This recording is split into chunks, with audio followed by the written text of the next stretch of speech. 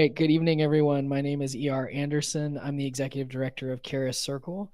Charis Circle is the nonprofit programming arm of Charis Books, and Charis Books is the South's oldest independent feminist bookstore. We're really excited to be here with all of you tonight to celebrate Survival Takes a Wild Imagination by Fariha Róisín. She is here in conversation with Dr. Banah Ghadbian, and we have really been a huge fan of Fariha since the very beginning. She is a multidisciplinary artist born in Ontario, Canada. She was raised in Sydney, Australia, and is based in Los Angeles, California. As a Muslim queer Bangladeshi, she is interested in the margins, liminality, otherness, and the mercurial nature of being. Her work has pioneered a refreshing and renewed conversation about wellness, contemporary Islam, and queer identities. She is the author of How to Cure a Ghost, Like a Bird, Who is Wellness For, an examination of wellness culture and who it leaves behind. And this is her second book of poetry, Survival Takes a Wild Imagination. We've been talking a lot about the role of poetry in times like these at Charis recently, and how poetry can express things that we can't otherwise say because we're too heartbroken, too afraid, too stunned, too whatever. And so even though some folks have expressed, an uncertainty with how to celebrate poetry in these times, we are also really appreciative of the necessity of poetry in these times. And so we are really, really grateful to welcome Fariha today. Fariha is joined in conversation by Dr. Banah Ghadbian, who uses they, them pronouns. Dr. Banah is a Syrian poet and professor of comparative women's studies at Spelman College. They hold a PhD in ethnic studies from the University of California, San Diego, a master's in ethnic studies, and a BA in comparative women's studies and sociology from Spelman College. As an undergrad, they founded the Students for Justice in Palestine at Spelman. Dr. Ghadbian has worked around the world with Syrian and Palestinian refugee youth, including as a translator with Palestinian youth movement in refugee camps in Greece, and as a teacher at the Syrian Women's Association in Amman, Jordan. Dr. Ghadbian co-founded an arts-based healing space for Syrian and Palestinian refugee youth called Arab Youth Collective, now the Majdal Center in California. Dr. Ghadbian is the recipient of the Excellence in Teaching Award from Faculty Women of Color in the Academy. They won the Diverse Voices Prize from Dzanc Books for their first collection of poetry, which is also here tonight, La Sirena, Visions of a Syrian Mermaid from Space.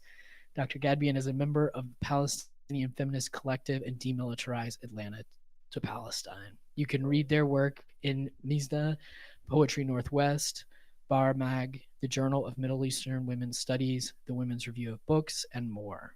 Their research is on the creative work of Syrian and Palestinian women conjured during revolution and war. So we could not have a better interviewer to be with us tonight.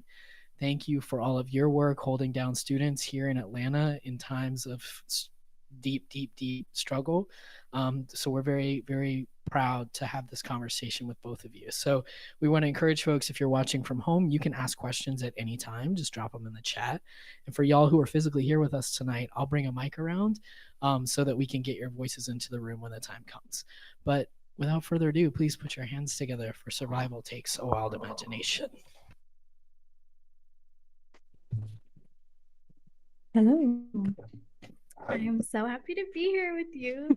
I have just really enjoyed just the layers of this book, and I'm a Virgo moon. I know you said you're a Cancer moon, so I was really methodical.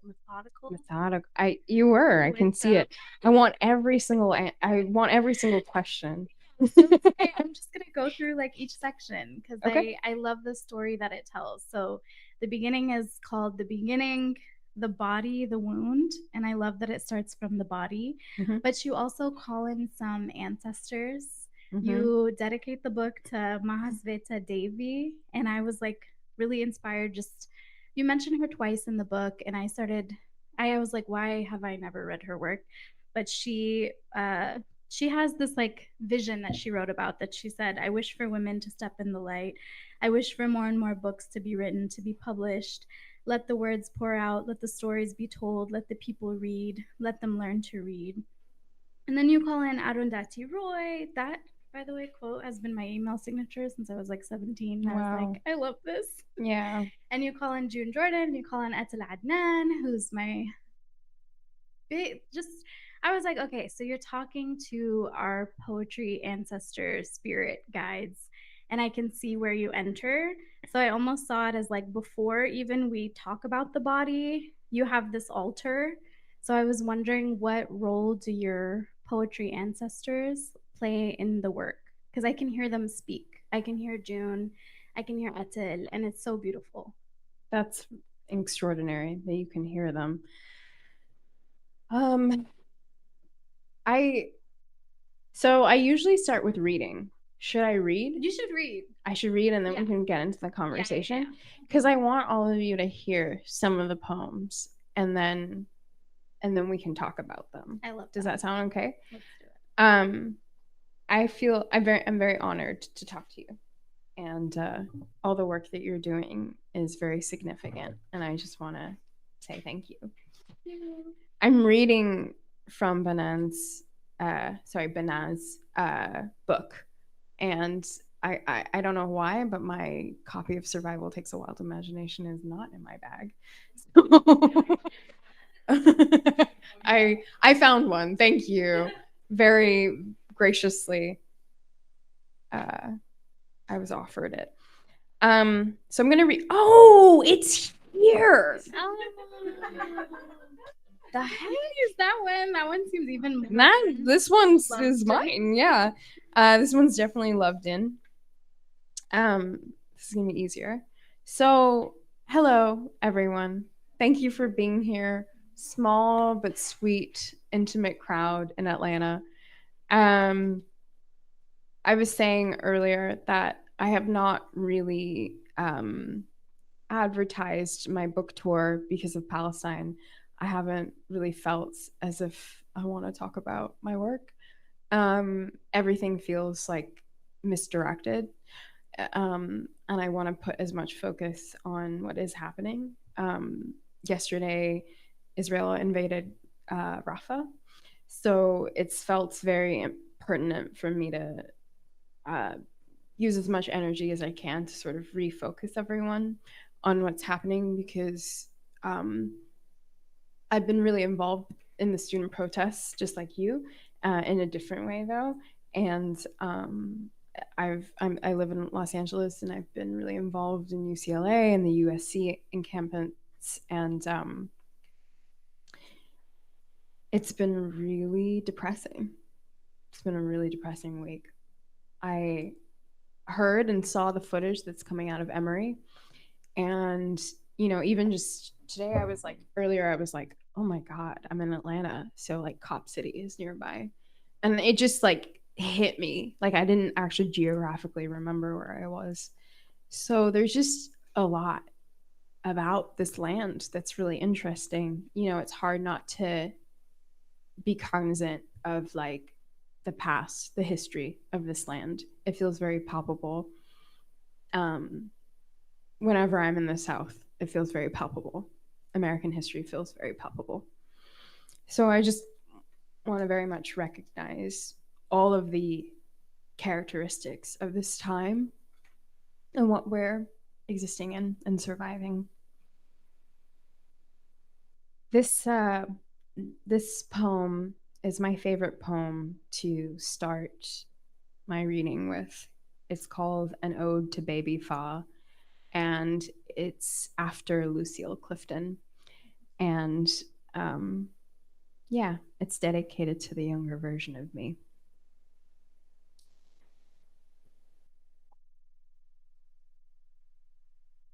One. I pick myself up off the floor, and I take myself out of the bathtub and tell myself, you don't want to die. You want to live. I wish I had a mother to do that for me.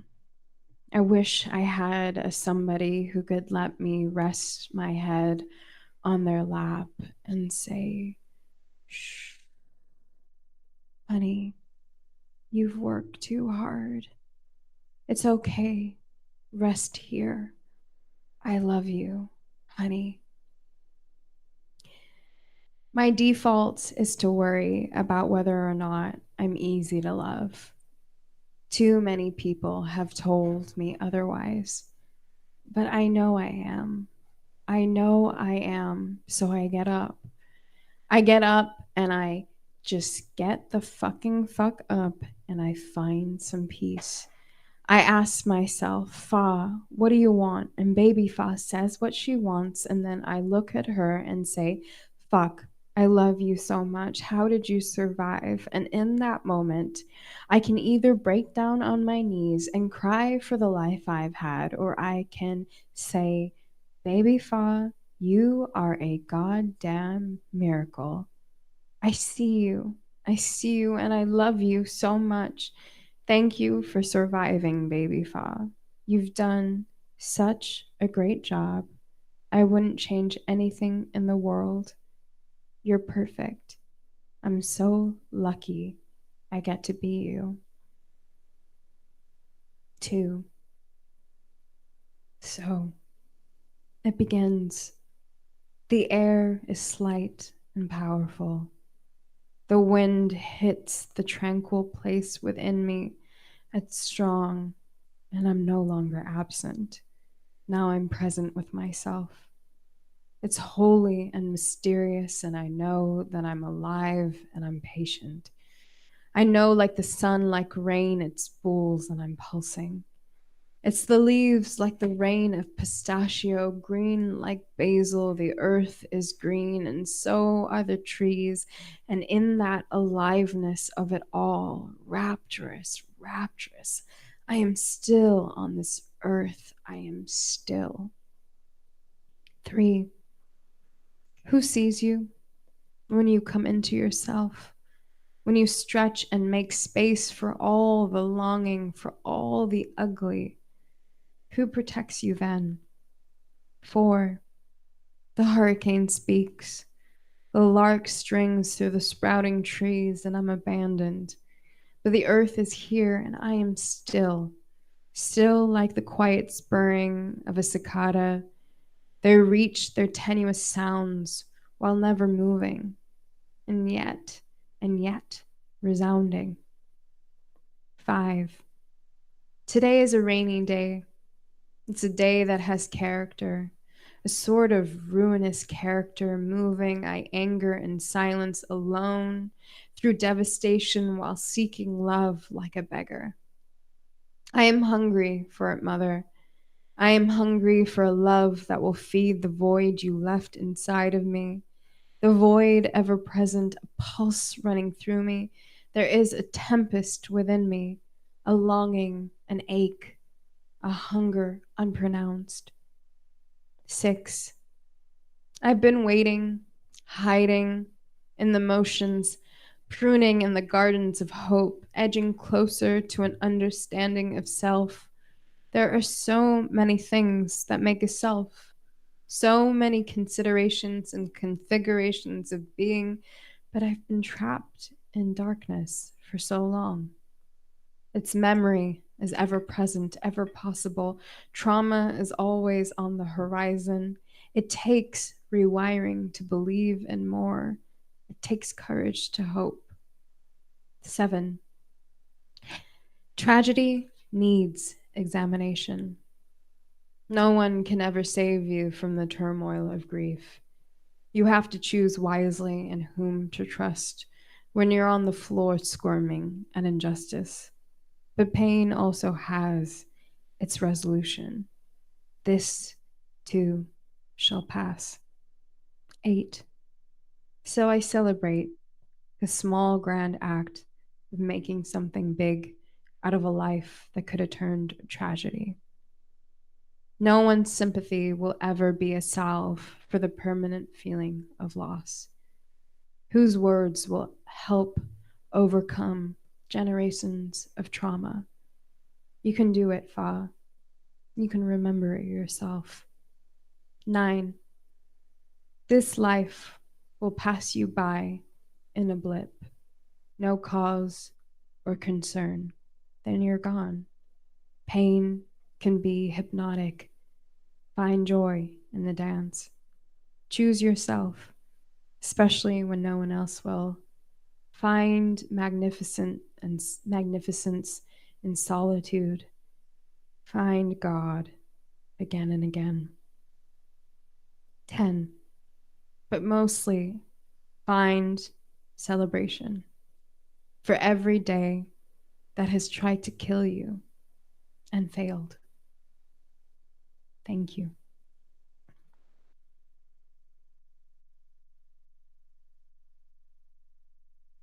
This book is a very depressing book at times, and then it's also really funny and sexy and weird. I'm excited to see your interpretation. It's a very queer book. It's a book about aliveness as much as it is about pain, which is very much my life. If you follow my work, you know that I am kind of rigorously obsessed with my mother. And I think that she's sort of in everything that I write. I'm always in conversation with her, which is kind of depressing. But I have this poem called Memories Rewritten. That's about her.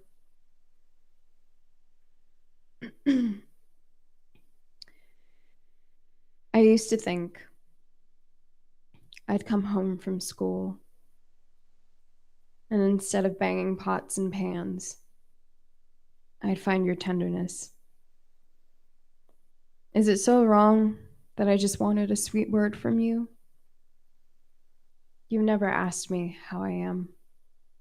I used to think because Bangla has no construction for maternal love, but that's untrue. In my dreams, you hold my hand, and I am not afraid. In my dreams, you, me, and Apu eat fish and chips by the ocean side. But no one is crying. I don't know what it's like to be normal. I don't know what it's like to be loved. I used to wish you hugged me like you meant it. Like when I was small and alone, pretending it was okay that I had no one to play with trapped at home with your temper. What is tenderness? I crave it. I used to dream my touch didn't disgust you and that yours didn't scare me. I used to know the palms of your hands so well because they come down on my body so often. I wish I never remembered. I wish I could forget everything. I hate being the body that screams every secret kept. I'm not a tomb. I'm a reckoning. But it's lonely here. Nobody believes what happened to me. They don't believe someone whose name means joy could hold such radiating sadness. But I'm holding the microphone to my heart. I've lost everything, but I guess I never had you. I still believe in a good life for you as well. It's okay. I wish I could have saved you too. But I pray to Allah for an absolution. I found home in a body that was never loved. For generations, I've been thrown back and forth. But it's enough now. Be still now. In my dreams, you ask me how I am. With your eyes, you tell me I'm enough. Thank you.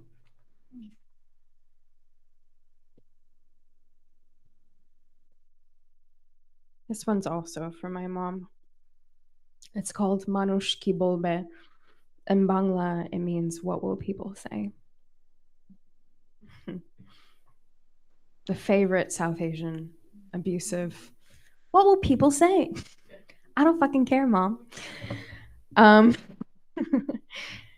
stinging strum, a haunting beat, the threat of the phrase against freedom's reach. Being small requires no attention, no examination, an oversimplification of the perversity of gossip, an over-identification of another's limiting belief. Who cares what they say? Sparks an indelible synapse that leaks into my bloodstream like cyanide. Poison spoon-fed from birth so subtle, its only consequence is a life-shattering psyche split. What doesn't kill you makes you stronger. Oh, I'm realer than I've ever been, less ugly to myself. To be known by one's own being is salvation. It is to witness God's holy project and surrender on the basin of your scratched up knees.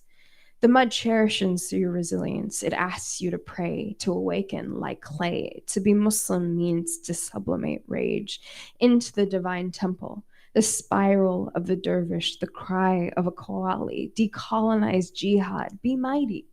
Pull at your nafs, face it before it's too late. I'm miraculous, like a vine of death, the God compound, ancestor, grandmother, the sacred purge, the tourist spill, its rays of polyphonic geometry slicing into the matrix. Hiding is not an option anymore. The stop and start like a pulse, a growl, I'm becoming. Can't tell me nothing. I'm who you never wanted me to be. I'm who you always wanted to be. When I dissent, I'm speaking directly to you.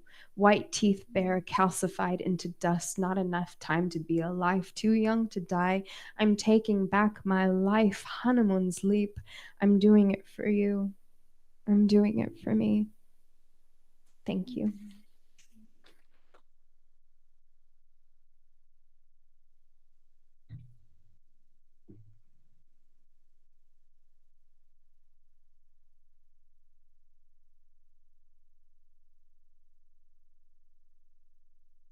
Thank you all for being here.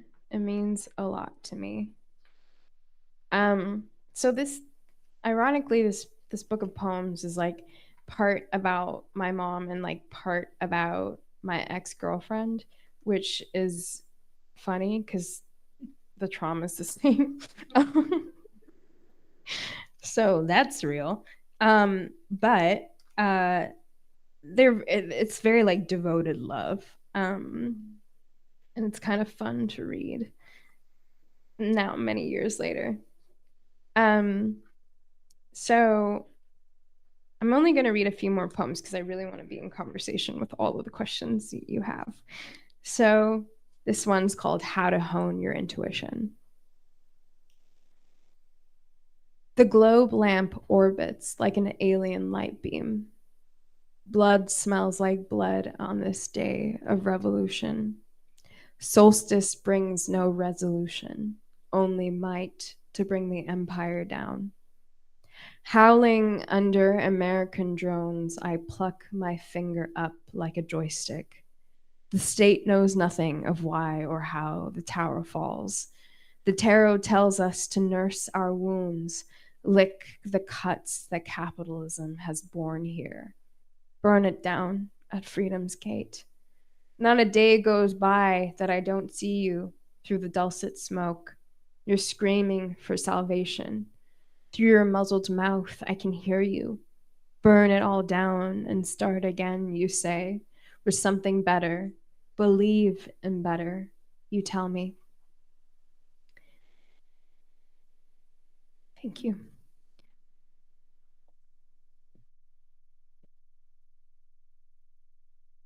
Okay, 3 more poems, but the last one's, oh wait, no. 4 more poems, but the last one's kind of long. Okay. Under Orion. I've had phlegm stuck between my tonsils, under my chest, like a deep cavern of longing of lust.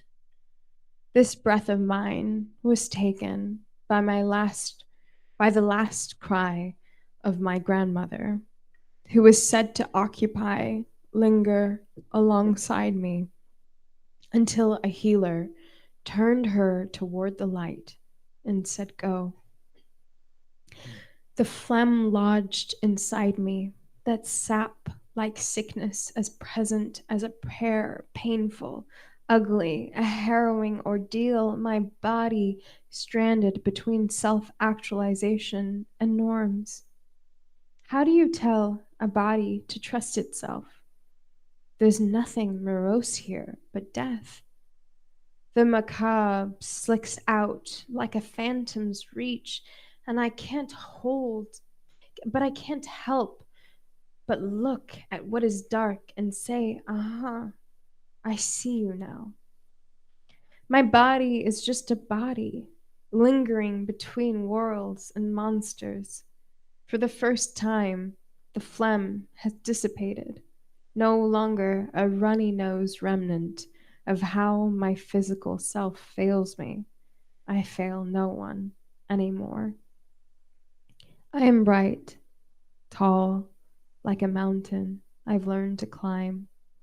I long for the Himalayas, for solitude that will take me where I will be with you, God. I only wish to find you in everything, and these days you're in the air of every arrival. Finding embodiment has meant finding you in this body that holds it all.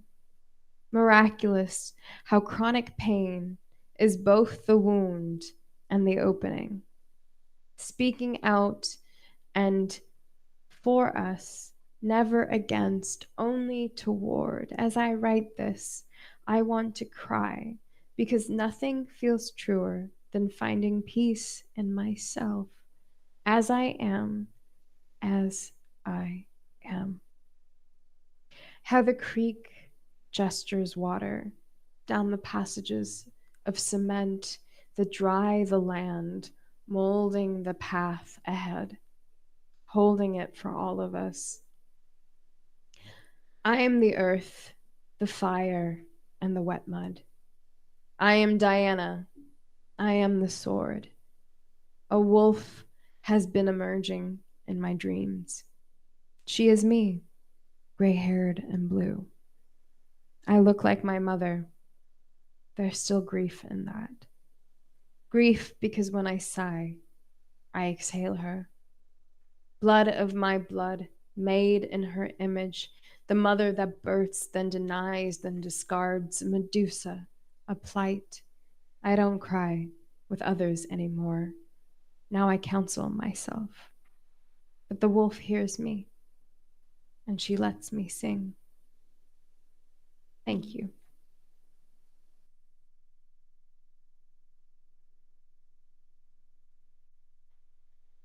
Okay, this one's called Survival Takes a Wild Imagination. It's also the title of the book.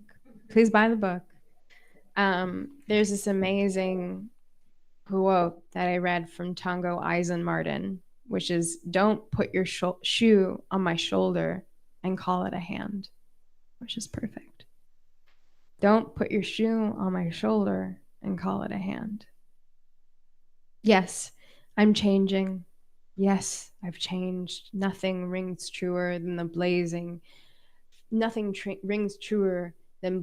through the bright white streak of eucalyptus fire we decided to call life. The feeling of peeling my skin with a razor, red blood clots pouring in monstrous clumps, frozen, blinded by the brightness. This is life. This is life, but we go on. I've not had a good life.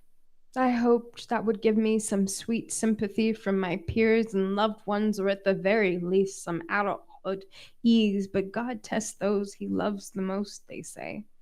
I believe it. Finally overcome by divine love, yet ease is never immediate. It takes time to quiet the mind, to still the restless soul, To be human is to be an unpeeled lychee, fleshy, wet, gelatinous, like an eyeball exposed. Some of us have more wounds while others look at us and think we act crazy when we speak. How dare we use words to express the pain? Why not stay silent? Grumpy, self hating, mean spirited? Why choose evolution when you could also not? They hate you for trying, for insisting and defending a humanity they deny you. The thing is, no one will ever tell you straight. So many will redirect you away from yourself. Even those who say they love you won't know what it means to not have a home, to lose a parent who betrayed you. But I promise, baby, choose yourself. Resist the fake love. Make sure you remember a feeling of bliss. Carry it with you at all times in your mind's eye. Don't allow others to invalidate what you know. Love what holds you, your body and place. Move toward love you don't have to ask for. To those kindred souls who remind you you're easy to love. Find God in every sweet pore, bone, and inch of hair. Look at yourself and feel it. You're free. Forgive them. Now yourself. You're free. Thank you.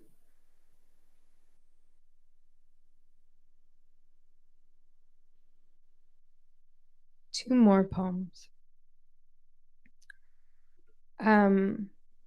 This one is also about my ex-girlfriend, and the last poem is going to be about my mom. It's perfect combination. This one's called Consequence of Hunger.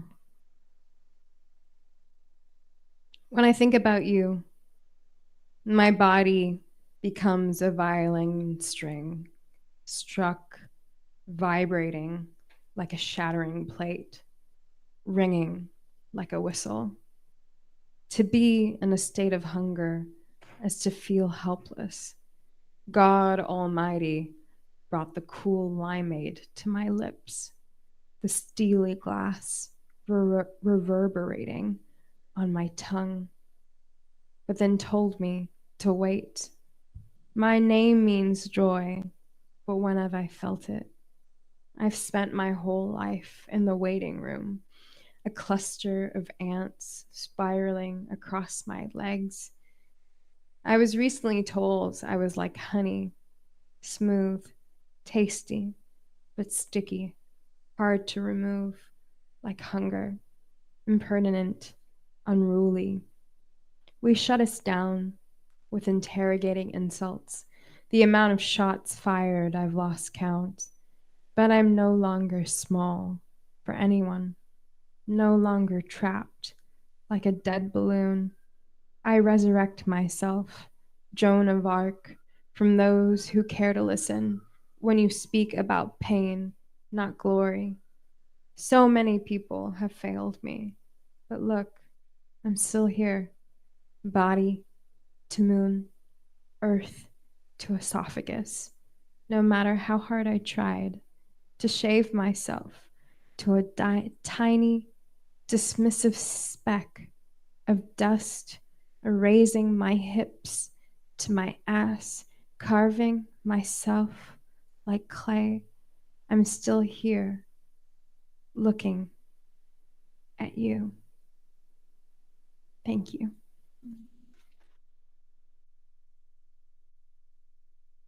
Okay, so this last one is about my mom. It's very much like, it's called an incantation, and it really felt like a prayer when I was writing it. I think ER sort of said this in the beginning, but it's, or maybe they were talking about this earlier, but the book is cut into 3 parts, and it's very much sort of like this linear experience. So I really hope that you get to read it from beginning to end. But yeah, this last one is about my mom, and it is very much an incantation, and it's called an incantation. 1. I'm turning back to the girl made out of soil and bones. I'm seeing my hips move sensuously as I parade by my newly bought full-length mirror, tall like a glass of milk. Fraught with this vision I had of me, I remember the version I was forced to forget. La Loba, she pines, sinking teeth into grief. This is the melody that unites me soul to body. I'm not yours to be made. I'm mine to discover. Accommodating no fool, no commiserating audience. I can't be bought. I only just got my freedom back. Everyone wants to be me, but nobody wants to be me. It's all questions and projections and no concerns of the heart. Why engage with the heartless? Trendsetters don't give a fuck about you. Janet Mock once told me the girls who care the most are the ones who don't need anything from you. Survival is not for the weak. Sometimes you gotta kick so hard you break your leg. See, survival is learning how to kick the door down with a broken, rickety leg. When you complain, they'll say, "Come on now, at least you're alive." Never once acknowledging not only have they never broken their leg, but the door was wide open by the time they got around. Survival is remembering yourself. No matter how well-meaning those who want to convince you out of you being you are, but no one who loves you will tell you to forget. Pay attention to those who forgo your own sanity for theirs. Your own needs were never a burden, sweetie. You were born into a world of scarcity, but I'm here and I commiserate. I hide in plain sight. That's what it's like to understand people, to watch their actions as they speak and words they claim are theirs, but I see through the facade, ashes to ashes. Sin is so obvious, I find it embarrassing that so many succumb. But I'm not a moralizer. I'm too sympathetic. I forgive those who have exploited me for the quaint satisfaction of momentary power, but I gave you it. I handed over the whip. Now you're mad I claim my sovereignty? Please, I'm taking it all back, but it was always mine to take. This is an ancient me. I'm remembering what the women from my lands were like before. I was always free, always in charge, but she made me think I was stunted, frozen in the back seat. I keep having a flashback. Dad's taking us through the woods, Ma's in the front. We get to a lake. He wants to show us a trick. He begins to back the car toward the water, and a rush emerges. Ma is screaming, but I'm stunned by the water, by the closeness of death. Even then, I knew it was a threat. It didn't work. She jousted and won and decided to kill us instead. We're the dead children, Apu and I. We're the lost ones from broken parents and mysterious patterns of historical violence. What do I say to him now? You failed me, but I love you. Forgiveness is holding the multiplicity. I want to give her my steaming hot heart and say, mend this with me. But she can't even hold her own with tenderness. Like a bolt, she's shut to softness. Prajita Sharma says, closure isn't closure. but openings. Thank you, I tell Ma in my silence. I am who I am because of you. 2. I'm feeling the rain on my skin, the petrichor scent like slight coriander, and remembering heart to thunder that I am in control of my life. I've already survived. I don't need to run anymore. In my dreams, you hold my hand, and I am not afraid. In my dreams, you love me like a mom oughta. I wish I had you. The grief feels suffocating. Another Mother's Day passed, and I sit alone, anticipating violence. I hate that's what's left of this former life. I hate that I speak to you in riddles through poems. Your kobita is my kobita. My heart is yours too, but I am not yours to own, and I never will be. When you're ready, I'll meet you there in the foothills of the Himalayas, the snow like a crust across the surface of the earth. I'll see you across the land of Kushtia, the porous hinterland. I'll pray for your redemption through the eucalyptus trees. I'll lay you to rest in the dirt, in the waters of Pubna. I'll pray to Allah and Oshun for you, Ma. I'll never stop. I want your peace, and I want mine too. In the darkness, I see you, and I understand you. Motherhood isn't for everyone. These days, I ask if it's even for me. You readied me for an apocalypse, Ma. When you've never had stability, inheriting a dying planet is easier, gentler. I've always been on the cusp of death. The faintness tastes like misery and aspartame sweet.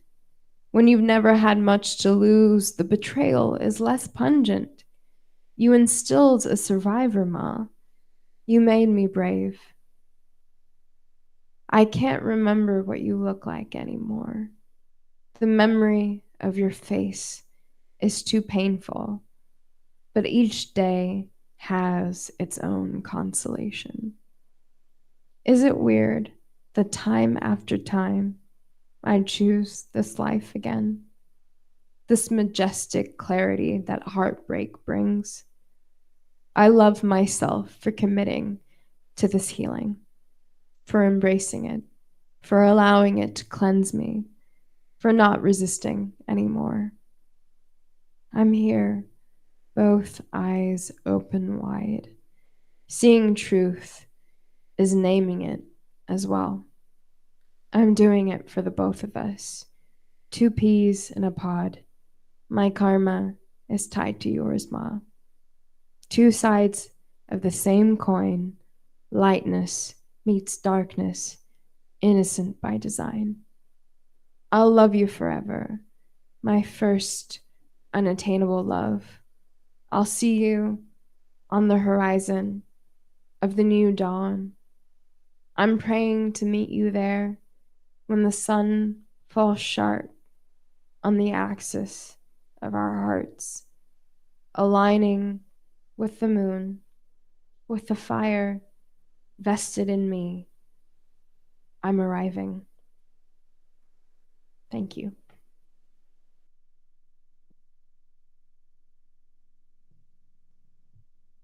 Thanks for sharing. So we have a few minutes. Do you want me to ask you some of the questions I have? Do you feel like talking about some things? No, I want around your heart? to. Let's just talk for as long as we can. Yeah. Okay, great. I'm sure we can go over time. So I want to go back to the story arc and all the parts that you name. I really like that journey that we go on.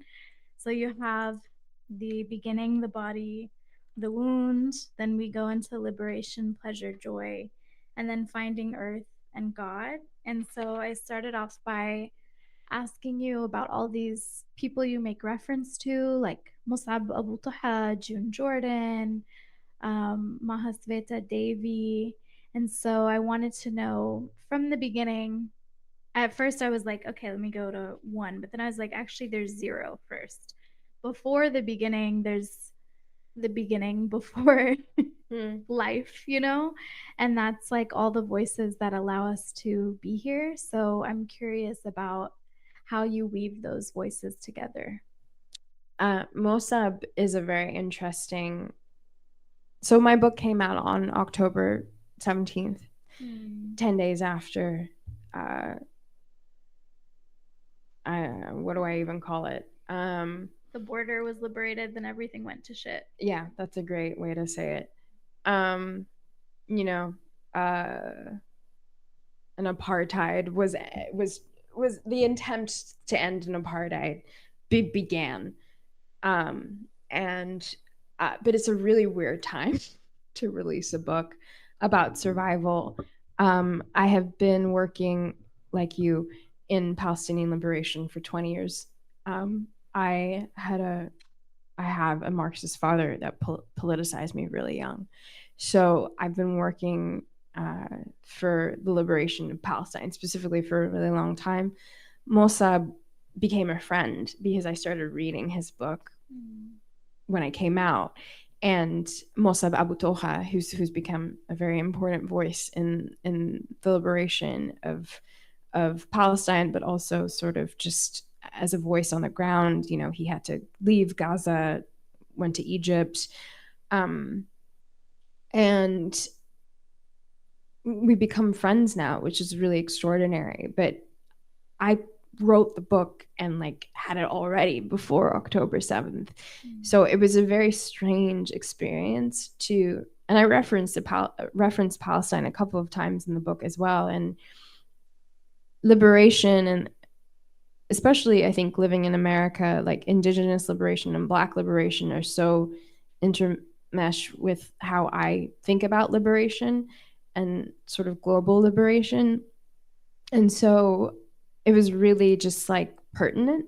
The timing was just really extraordinary to put out a book about survival when there's a genocide happening, or multiple genocides happening. And yeah, I think in terms of like June Jordan, you know, is a very important writer, poet, but really sort of thinker in my mind, and has been an extraordinary voice in my own politicization and radicalization, and as like a lesbian, as well as sort of a person who was really thoughtful about Palestine as well, and liberation in general.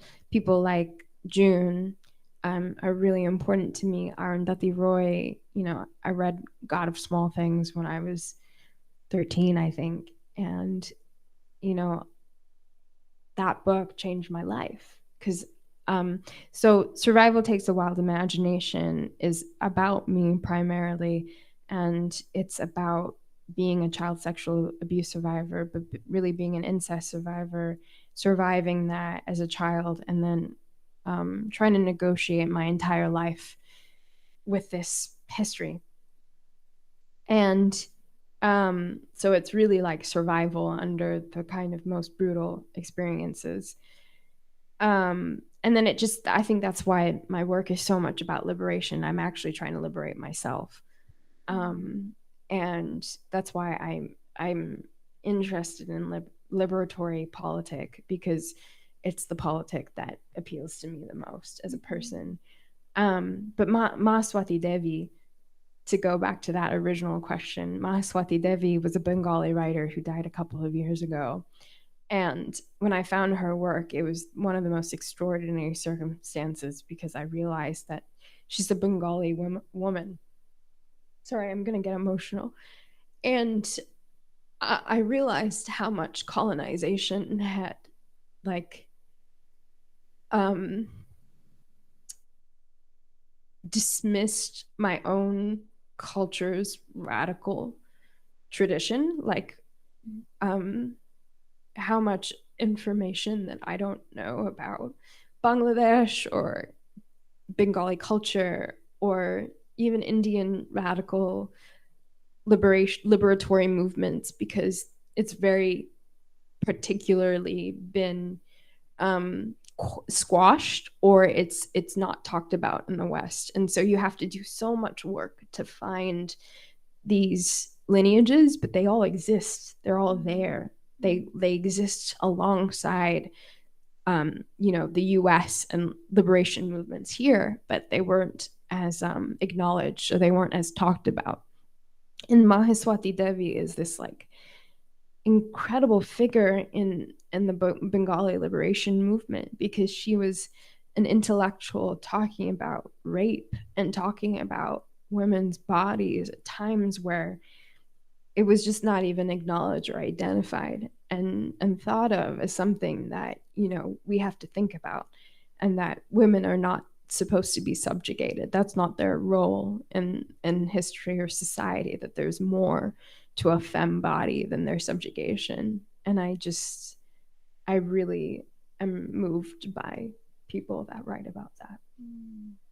Yeah, I love that. I love that excavation into your own lineages. And also you talk about home and land a lot, and I constantly tell people Palestine's about land. It's not about anything else. Yeah, it's about exactly. land and people and culture.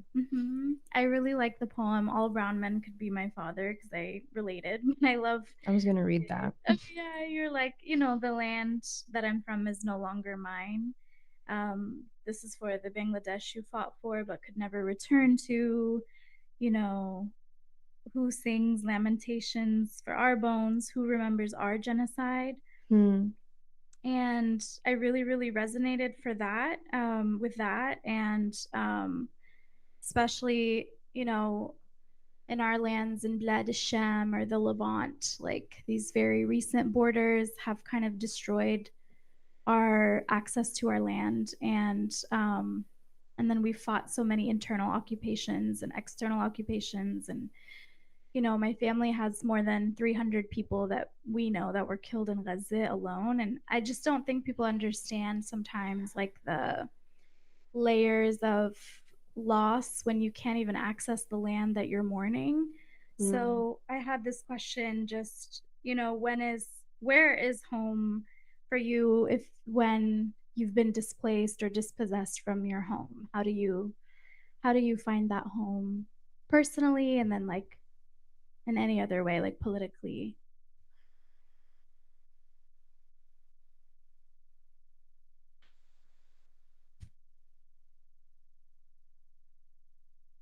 I don't know. I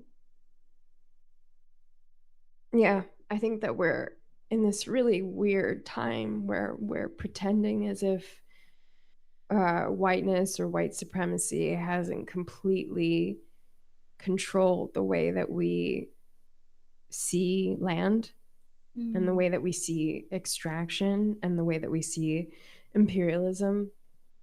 You can't take what is happening in Palestine is whiteness and white supremacy in action. It's colonization in action. And we have to understand that whiteness is far more than just white people. It's a belief system that anyone can partake in. And so it's the belief that land can be owned, which it can't. Land is not for the people, it's for the earth. And it's for the people, it's not to be owned. It's to be revered and to be loved, to be enjoyed, to be honored. And we've taken and abstracted what it means to be of this earth. We have no reverence for the earth. We have no reverence for the land.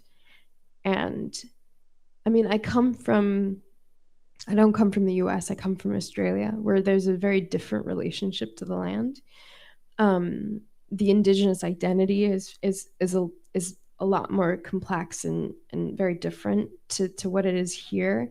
and it was colonized differently. And so there's more presence in different ways. And so like even like land acknowledgements, or like, you know, right now Australians are far more cognizant about what land they exist on, whereas here it's like so much more abstracted. And I think in terms of like, what do you do to sort of like honor or like understand your land? Like my family is historically majority Bangladeshi, and Bangladesh is one of the first nations that's going to go underwater with climate change. And so I'm already mourning something that's going to happen in the future. And that's happening across the world. You know, land mass is shrinking across the world, especially island nations, because the land mass is just, you know, the water is rising. And so, like, what do we do about cultures that might disappear? It's really sad. I think we live in an extremely sad time. I'm grieving all of the time. For those of you who weren't here in the beginning, I was saying how I haven't really been able to like tell people that I'm touring, because everything that I want to talk about is about Palestine. I actually don't want to talk about my book. I don't want to tell people to come to my readings, because everything just feels so urgent when it comes to Palestine. And it's just this like very distinct feeling of knowing that we're living in a time, I believe we're living in the time of a collapsing empire. And so we're witnessing what's happening in the US, but we're also witnessing what's happening across the globe. And I think that the only thing that you can do is to remember and to witness and to do whatever you can to acknowledge what is happening and to keep that remembrance in the language and in the words. And so I'm really grateful that even though this book came out after everything happened, that I still get to talk about what it means to attempt at liberation. I'm just turning to the part about finding earth, finding God, because that part was really Sufi, and I really loved the body map, the body land, the body as land, reuniting with the body as reuniting with the sacred, as reuniting with earth. And, you know, you have this poem, Connecting with Earth is the Antidote to Oppression. And I was like, tell us more. How? Because I want to know. I also want to know about, I really, really loved the abolish the cop in your head and heart piece. Because that's something we would say in the Syrian uprisings, like get rid of the little dictator in your head, you know, the one that wants to dominate or control, or like, you know, like we all have some level of internalized relationship to that. Yeah. So abolish the cop. Well, I think that during 2020, the 2020 uprising, something that really came to the forefront, I think for me and maybe a lot of folks, was abolition and what abolition means, and like thinking about abolition. And, you know, if we want, I think so rarely are we like, so rarely are we like, understandably, like, fuck cops. But then do we think about like what's after that? Like, what does it mean to then live in a world without cops? Like, how do we actually stay safe? Because there's still going to be like rapists and robbers and people that steal shit. Like, it doesn't mean that society is like rectified if you're like, fuck cops, like leave. So I think I'm always thinking about repair and the future, and like what it actually means to live in a utopic society. And I think survival takes a wild imagination, but really everything that I've ever written, and really like primarily like the last few books, like a Bird, Whose Wellness For, Survival Takes a Wild Imagination, all of them are about healing. I mean, How to Cure a Ghost, absolutely as well. But like everything I've ever written is about healing. That's really true. But like there's this like linear direction towards like how.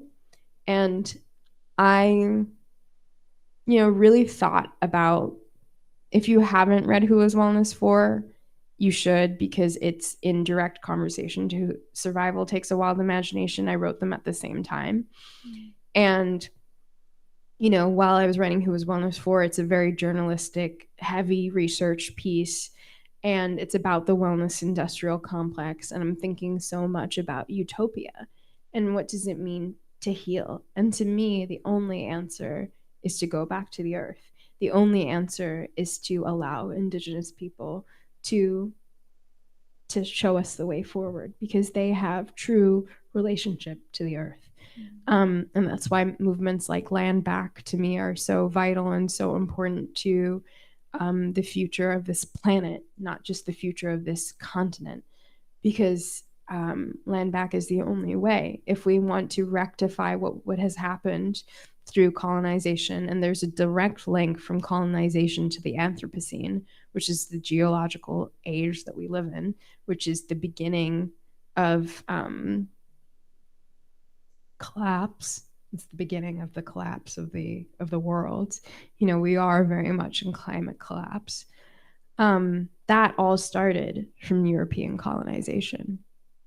That is the number one reason why we are in this mess. So if we have to rectify that work, if we have to go back to the root, it means going back to Indigenous peoples of all lands, but also going back to the land as a guide to how we have to be again. I don't think that this way that we are being in the world, I don't even think it's evolutionary, because it's not. Material evolution is not evolution to me. Spiritual and human evolution is evolutionary. How we adapt as humans is evolutionary. Machinery is not evolutionary. There's nothing evolutionary about it. It's going to collapse. It needs us to guide. So how do we evolve as humans? We aren't evolving. And I think that, to me, it is really, I mean, I have a very strong relationship to medicine, to sacred Indigenous medicines like ayahuasca. I've been using these medicines for a very long time, gratefully, with Indigenous eldership and guidance. But with these medicines, I understand that the only way is going back to the land, and really allowing the land to dictate and show us how to be with it. Mm-hmm.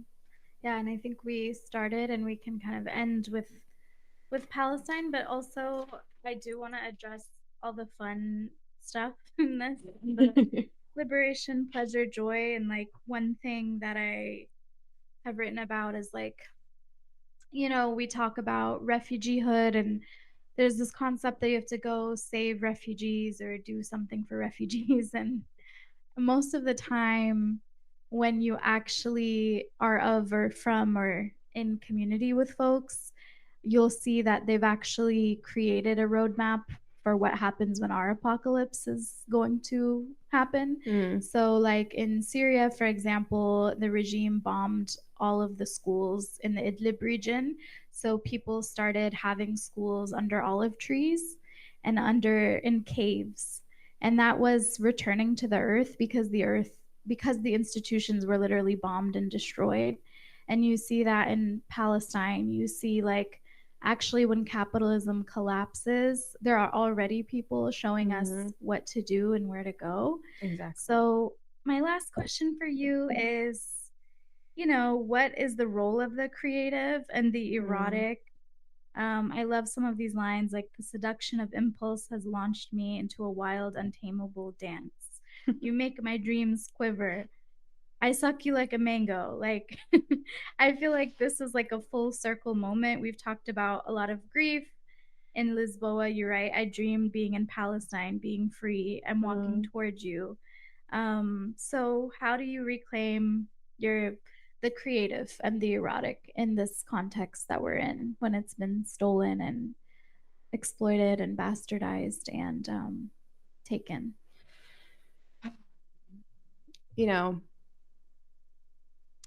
I mean, I think you love, like, my ex-girlfriend was Libyan. My current partner is Palestinian. And, you know, you find a way to love. You find a way to, like, honor even the body, even through the darkness and the fear.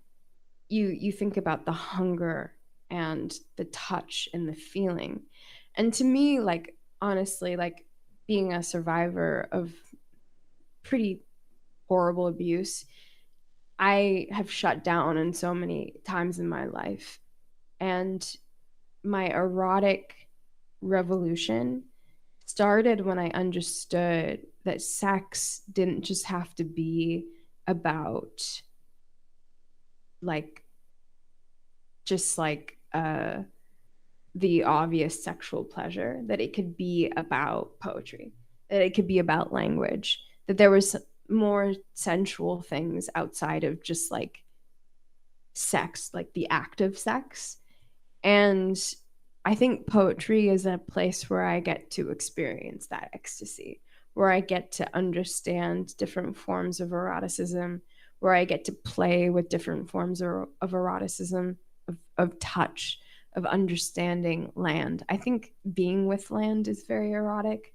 I think, like, something like compost is actually quite erotic, because it's like you're, like, touching things that are on the verge of death. And we don't rarely think of death as eroticism, but it's like, I think anything that is, like, that palpable is erotic. Anything. So we think of, like, things that are just purely, like, in this day and age, because we're, like, so conditioned by Hollywood to be like, yeah, sex a certain way. But it's like, sex is just so much more profound to me.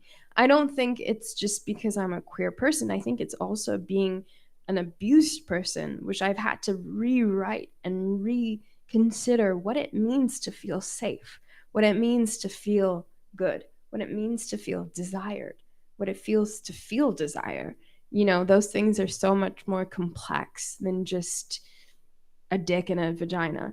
You know, like, it's so much more beyond just these, like, you know, things. And I really wanted to explore that in the book. And all the lines that you said are, like, lines that they're all about my ex. And it's just that palpability of, like, even though you can, like, an experience doesn't have to last forever. I don't talk to this person anymore, but I can still feel and still honor what I felt with them. Mm-hmm. And that can be sort of a sacred contract. It can be a sacred incantation, a prayer that is just finite, but there's something so mysterious and powerful, and even just, like, a small moment of connection. Mm-hmm. And I think that that is the things that sustain us for our whole lives. You know, like, I think of someone like Mahmoud Darwish, or, you know, these, like, incredible poets and writers of our times that wrote about love that was just momentary. Mm-hmm. You know, love that didn't last for very long. Etel Adnan had a long, long love, but she also wrote about, you know, love before that love, and, you know, love that passed, and love that didn't happen. And I think that that's the kind of work that I want to make. I think that all relationship and connection, it's profound, even the ones that don't work out. Mm-hmm. And everything has something to teach you. And if we want to learn something about ourselves, then we have to find more humility in the world around us. And that's what it means to return to the land. It means to be humbled by the land. It means to understand that there is something bigger than you, bigger than your own ego, your own mind, your own intellect, your own government's intellect, that maybe your government doesn't want to protect you, that it doesn't actually care about you, that it actually doesn't know what's best for you. Maybe the land does instead.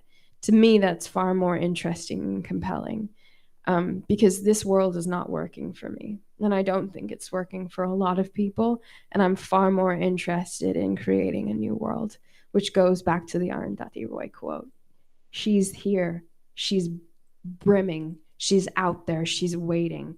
All you have to do is pay attention. A new world is out there, and she's waiting for you.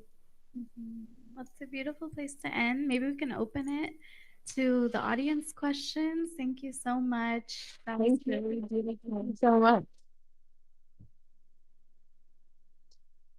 Yeah, if folks have questions, just raise your hand and I'll bring you the mic. I do know we're like way over time too, so Yeah, we may just want to marinate in all of that. That's beautiful. Thank you.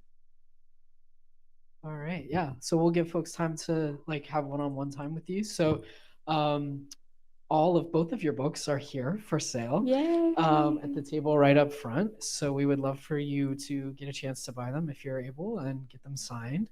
So hang out, make yourselves at home, ask more questions, and celebrate this beautiful reading. Thank you so much for being with us. Thank you.